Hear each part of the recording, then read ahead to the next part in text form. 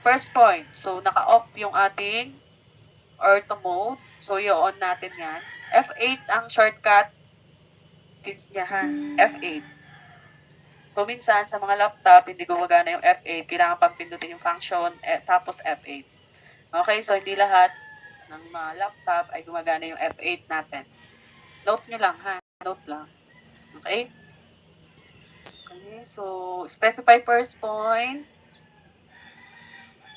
Okay. And then next point. So, ano daw yung sukat natin? Ano daw width ng ating paper? Anong width ng paper natin? Based dun sa ating plates, ano gagawin? 29.7. Okay, so lagay nyo lang. Okay, so yun. So, sabi mo, maliit. Okay, so sabi ko kanina, pag maliit, zoom in nyo lang. Lalaki yan. Ayan. Next, ang ating height. Anong height natin? 21 po. Okay, so 21. Okay, again, 29.7. And then, 21. Okay, so may paper na tayo na A4. Yan. So, ang size niya ay A4. Okay. So, ngayon, lalagyan natin siya ng border or ng margins based dito sa ating plates. Okay, so ano daw sukat ng ating border or ng ating margin? Ano nung magbata? 1. Okay, 1. Okay, so ang gagamitin ninyo dyan is modifying tools na offset. Okay? Click nyo lang yung offset. Or pwede nyo i-type dyan sa command line natin. Okay? So, ang sukat daw is 1. Enter. Okay, select object to offset. So, ano daw yung i-offset natin? Itong box. Okay? So, since line, yung ating, cancel muna natin. So, since line, yung ating ginamit, so siya ay, pag sinelect mo is isa-isa. Right? Okay, so ngayon, isi-join lang natin yung mga lines na yan. So, select mo lang, type mo sa command line, join, or J, yan, lalabas na, and then enter. Okay, so pag click mo yan, whole na siya. Makiklik nyo as a whole. Okay, so pwede na kayong mag-offset. Offset. 1. And then, click yung object, hila paloob. Hila paloob yung sinelect yung object, and then left click. Hindi nag-focus. That's it. Okay, sunod. Sunod ka. Okay. So, ngayon, yes, questions.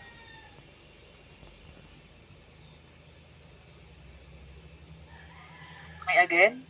Yun na, wala na. Okay, balik ulit tayo dun sa ating plates.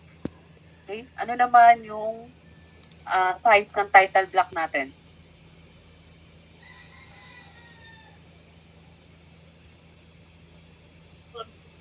Okay, so 1.6. So kapag ganyan, kukuhanin nyo muna yung center ng inyong papel. Okay, ng inyong paper.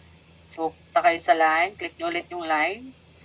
Ayan. So, kita nyo may lumalabas ng mga color green. Napupansin nyo ba? May lumalabas na green? Okay, so yun yung ating object na or OS. Okay? So, naka-on yan. No? So, naka-on, nalabas siya yan. Okay? So, ngayon, kung walang lumalabas dyan sa laptop nyo, wag iiyak, ha? Ang naka-off lang sa status bar, naka-off lang yung OS, or else, siya ay hindi naka-check yung mga object snap natin, object snap functions natin. So, punta kayo sa OS, type OS, sa command line, enter. Ayan. So, i-check nyo dyan. So, baka mamaya, yung application nyo is hindi naka-uncheck yan lahat. Walang lalabas talaga dyan kahit naka-on yan dun sa ating status bar. Okay? So, check nyo lahat yan, except lang sa nearest. Okay? Yan. So, okay nyo lang, and then may lalabas ng object snap dyan sa inyong paper. Okay? So, again, kukunin natin yung midpoint or gitna ng ating paper. Okay? So, since yun yung midpoint natin, yung triangle, yan. So, ang sukat daw nito ay 1.6. Okay?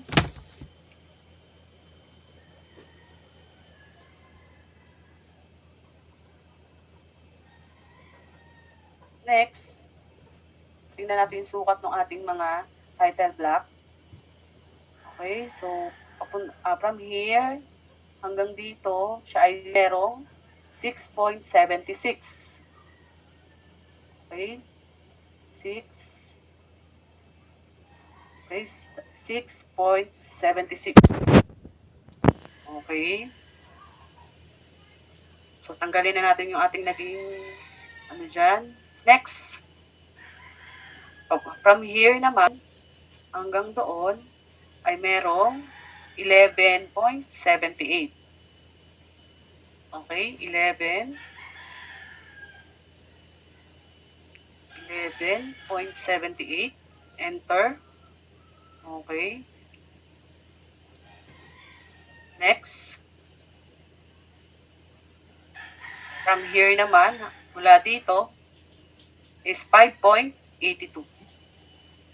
Okay? So, 5.82. Okay. So, yun. Ngayon, tatanggalin nyo na yung naging guide natin. Remove nyo lang.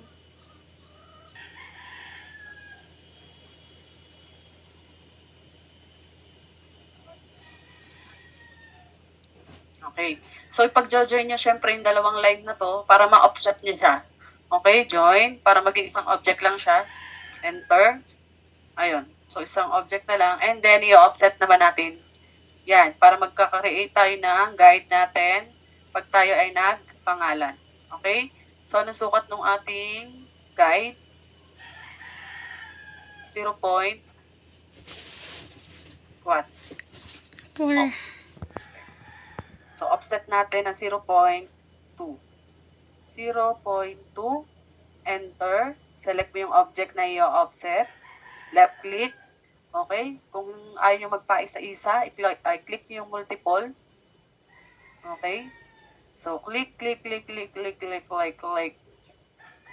lamang. Okay. Now, didelete nyo syempre yung mga di kailangan. Delete. Ito ba yun? Hindi pala, ito pala. Delete.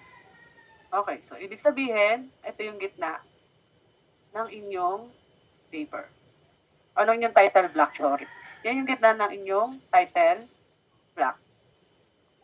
Okay? So, paano naman yung dulo? Ito, gagawin natin malaki. Okay? So, hindi naman natin siya madidelete ng ganyan. Kasi madidelete natin ng buo. So, gagamit tayo ng trim. Okay? So, paano ba ginagamit yung trim? Ay, click nyo lang yung trim or type nyo dito sa command line, trim.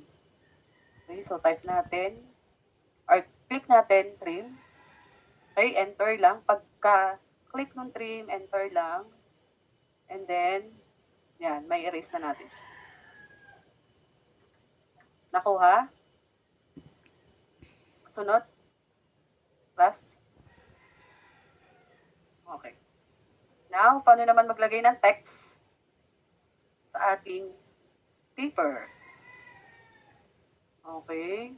So, dito tayo. Lagyan natin ng name. Okay. So, punta kayo sa text. Multi-line. Okay. Okay. Left click lang. Drag. Ayan. So, lalabas na dyan. Tatype kayo. Magugulat kayo, ma'am, ang laki po. Pwede palitan ng size, ha? Okay? So, wag-o eh. Okay, so, lagyan natin ng name. Kunyari name. Yan. So, babagoy natin yung size, yung text. gagawin natin 0.4. Okay. Enter lang. And then, yun na. Okay? Nakuha? Nakuha ga? Opo. Okay. So, dapat next week, marunong na maggawa nito ha. Papraktisin sa bahay. So, yung mga walang laptop, pwede sa ano na lang natin. Sa, tawag dito?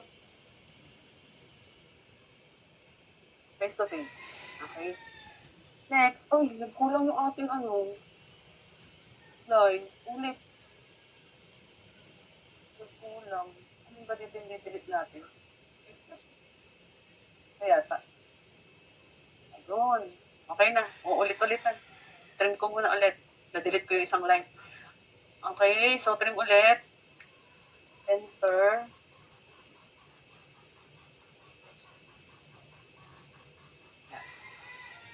And then name again. Sa mga hindi nakahabol. Ulit. Okay, so text. Line.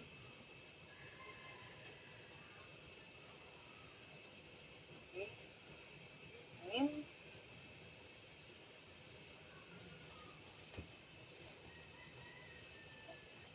.4.